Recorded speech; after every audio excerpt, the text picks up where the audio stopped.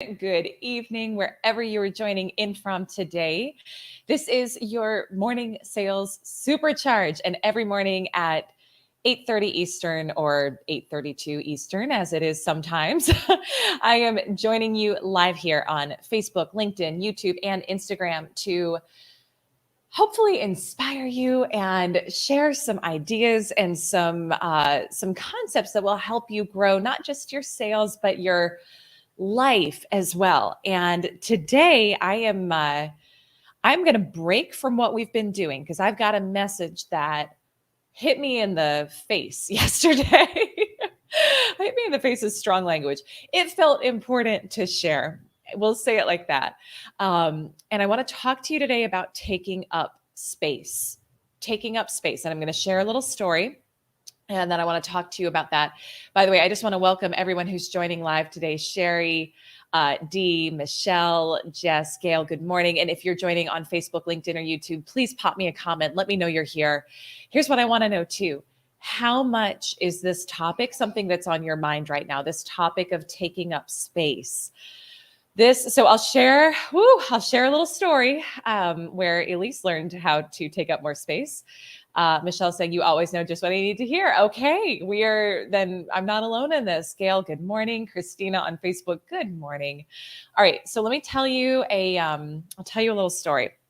So the other day I had something happen that I've been visualizing for a long time, like wanting for a long time, affirming for a long time, that has felt like next level. Like I didn't know how it was going to happen, when it was going to happen. And it happened this week.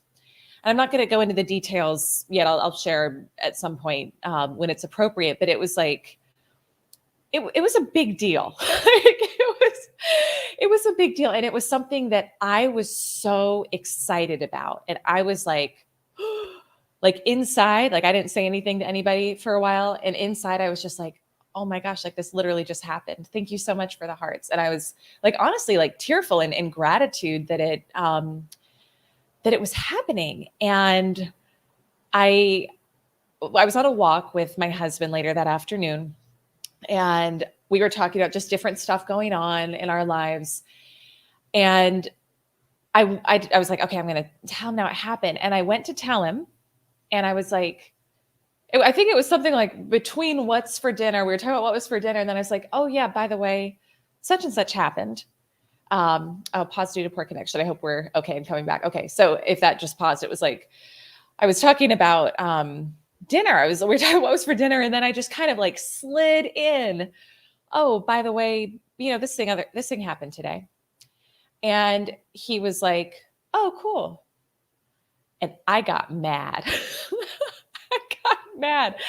I didn't, this is something I'm learning to do better and better all the time, is how to communicate my feelings in a really mindful way. So kind of my go-to growing up was like to stuff and suppress. So I didn't say I was mad. I just kind of like shut down and didn't say anything. And he's astute enough to know at this point, he's like, I didn't respond very well to that, did I? And I was like, no, honestly, it was kind of a big deal. And I would have appreciated more enthusiasm from you on it. And as I was saying it, I kind of had this aha of like, he mirrored back to me what I was like, the amount of enthusiasm I was putting into it. Because I had it felt so big to me, that old story of like, if I'm too big, if I'm too much, other people won't like me, was literally, it was like, I wasn't even consciously aware of it, but I minimized it so much in that moment, in that conversation with him, that of course he's going to mirror back to me the amount of enthusiasm I had in it. Jess is saying, I feel the same way with my husband's responses. And we actually had a great conversation about it, because we were both kind of like, wait, like what just happened? Because he apologized at first, which he's so great about stuff like that. But then we both looked at it, was like, actually, like that was really a moment for me to become super self-aware of how I was minimizing something because I was afraid that if I was too like, in my mind, it was like, oh, it's going to be boastful or bragging if I'm just like, oh my gosh, guess what? This happened today, which is so interesting. And I'm curious, do you do that? Like, let me know. Let me know if you do that when you have something that's amazing. Do you find yourself, and I know so many of you do, because I know many of you personally, and we talk about this like behind closed doors in our group calls and in our client conversations, but does that ever happen for you? And this is so important too for, I mean, it's important for your sales, right? Like you have to have so much confidence, so much enthusiasm in what you're offering that that transfers to other people. Gail's saying this is so timely. Wow. Well, I'm glad it is. Yeah. Michelle's saying for sure. Gosh. And it was just like, man, how many times do I like, I was like, how many times do I do that? Like subconsciously, not even thinking about it. And it was a really big awareness for me. So I'm like, I'm not saying I'm perfect, but like the whole reason I'm sharing this is that I'm not perfect with this. Like this is something I'm definitely getting to work on right now and getting to practice. But what I will share in terms of how I'm going to shift this and what I would invite for you to do too. Hey, Kalua, good morning. Is you have to become so aware. You have to become so aware of the habits that don't belong where you're going. And so what I did is I wrote down, like literally, it sounds silly, but this is what I do and what I would invite you to do. I wrote down in my journal this morning that there was actually three things I was like aware of that I kept doing that don't belong in the life I'm building. And this was one of them. And it was like, here are the three habits that I'm shifting right now. And it was this one, like, here's what my default conditioning and programming has been. And then what am I going to do next time? Because if you're not aware of it, you have to become so consciously aware of it so that you start to catch yourself when you go back into that old pattern and behavior. But then you also have to give your brain something new to do instead. So it's like, so you can start practicing it, right? So I think, again, like I'm kind of learning this as I go, and I think we can all like learn it together, but it's really like pausing before you just speak and go into some old behavioral pattern or some old like minimizing pattern, and thinking about like, how do I really feel about this? And how would a woman who had, or a man, I know we've got a wonderful mixed audience here, how would that person who is at that next level of reality that I'm creating, how would they share this? And sometimes, when I work with clients who have kids, I think about like, how would you want your kid to talk about something they were proud of? Would you want them to be like, oh, this little thing happened, blah, blah, blah?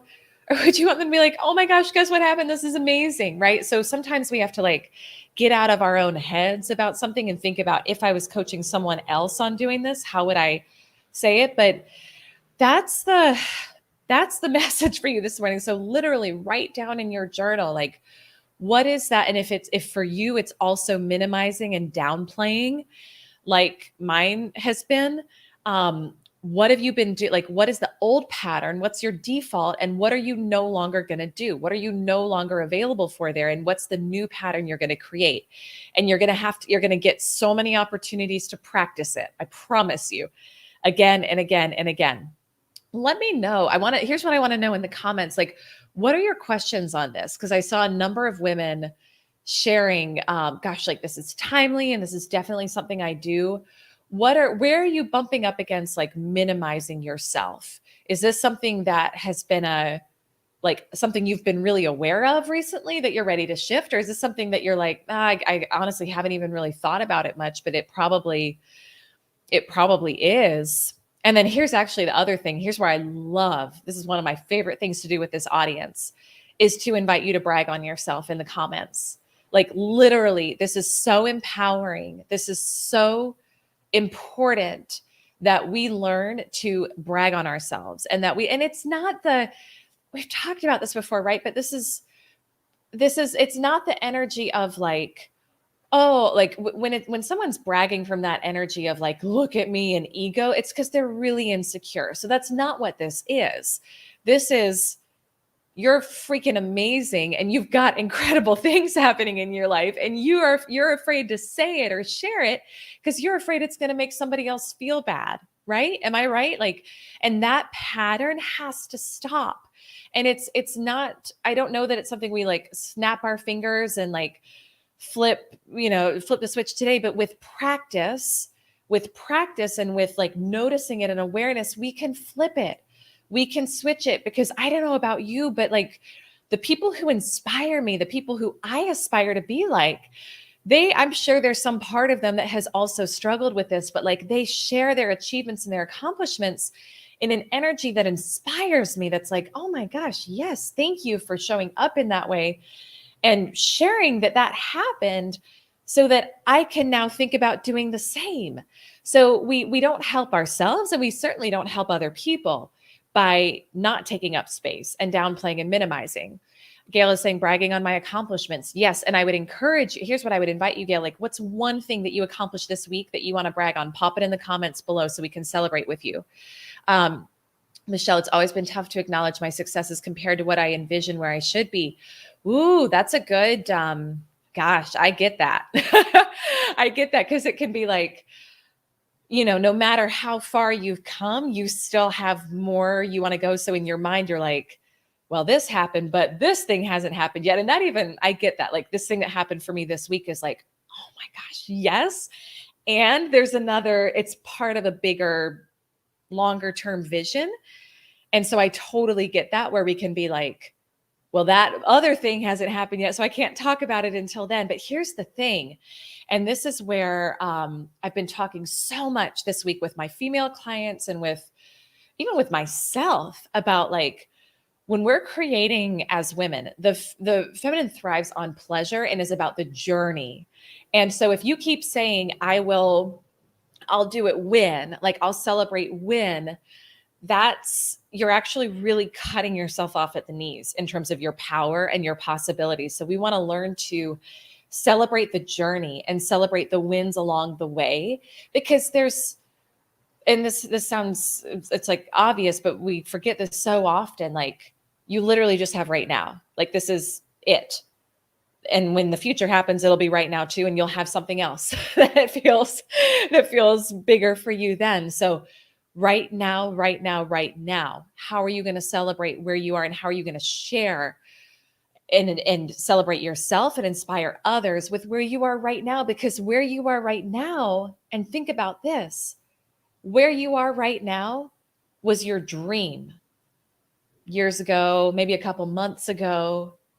It was your dream. And isn't it crazy that we say, I'll celebrate when, but then when it happens, you've got something else that you want. And then it's like, this thing happened that was really the dream for you, and you're not even taking the time to enjoy it. I was working with one of my coaches, Marie. I had her on the podcast last week. Incredible. And she said to me, she was like, Elise, you're not savoring. She was like, you're not savoring your life and what's happening. And it was like, oh my gosh, how true is that? Like, literally down to like little habits of like, I still find myself sometimes like standing up eating like in the middle of the day, like, well, let me just get some lunch really fast so that I can get into the next call. And I have to consciously like stop and say, no, like, I'm going to sit down and I'm going to eat. And I'll like, it's a habit I'm forming right now, where I sit down, I eat, and I flip through a cookbook. Like right now I never thought I'd say this. I'm on a cooking kick. But I'll flip through a cookbook and I'll think about like, what do I want to cook for our family tonight? And what would be fun? And I sit down and I like savor the food and enjoy it. And then let that translate into the other moments throughout the day of savoring. Like, we were on, a lot of you were there yesterday, the 10K Club group call. And I didn't say this out loud, but it was like, I literally sat there and I just savored being in that space with each of you. And it was like this thing that was a vision last year is happening. And I was like, just feeling so much gratitude for that moment and for that experience, not thinking about what's next, not thinking about, we got all these other things going on right now, but it was just like, let me just be here in this moment and savor this right now. And that's part of taking up space, And that's part of too. Thank you so much for the hearts. I'm glad this is resonating. That's part of how we bend time and space is by being present with what is. We think like we get more done by like speeding up and just doing like hustle, hustle, hustle and fit more in less time. And I tell you what, this is another part of the conversations that have been kind of breaking my heart recently with the women I work with, is like that mentality is so ingrained of, if I want to get more done, if I want to make more money, if I want to make more sales, then I have to just hustle harder, work longer hours, fewer breaks. And it's like, and see the condition they get their bodies into and the condition their emotional state is in. And it's what is taught in our society. And that is how I operated for so many years, for most of my life, created a lot of health issues, created a lot of emotional issues. It's a low level way to create. And this is not about making like shaming anyone, because this is what's taught. Like this is literally what we're taught. But I was almost in tears yesterday afternoon as I was just kind of reflecting on some of the conversations that I'd been having with women, and hearing how, like, just how, what's even the word? I mean, burnt out, exhausted, how down on themselves they were because they felt like to get more, to make more money, to hit their goals, they just had to like hustle harder and work longer hours. And that's not true. It's a low level way to create. And so this whole thing about like taking up space, I mean, I'm kind of like going all over the place here, but I feel like it's all tied, and hopefully it's speaking to you. Is just, there's a lot of facets of it, right? But I think it starts with us being willing to take up space with our language, and take up space with like sharing what's really going on for us, and stopping the downplaying and minimizing. It's just not, it doesn't help anybody. And I've seen some people in here share. I want to just take a moment and pause, because we've had some amazing shares here in the comments from women sharing. And please, if you're man, woman, I don't care, like share what's been going on for you that you want to brag on this week. Jess, I figured out how many income producing activities I need to do a day to make an impact on my business, which gives me a lot more clarity. Yes, yes, yes. That's awesome. Coach Tracy, I was invited to be on another podcast this week. Huge. I love that. Congratulations. I love podcast guesting, is like one of the best ways to grow your sales and your business. Michelle, I'm remembering that minimizing myself might make some feel comfortable, but I can also choose to be my full glorious self and inspire others from that high vibe place. Yes. And there is, what is the line in the song? I've been on such a Tony Jones kick lately. Like, oh my gosh. If you're not listening to her songs, go immediately. She's actually got a song called Take Up Space, which is phenomenal. But it's something like, it's the whole point of the song and the lyric is like, put way more energy into your experience of your life than into other people's perception of you. Like, here's the thing. If you trigger anything in anybody else, it's not about you anyway.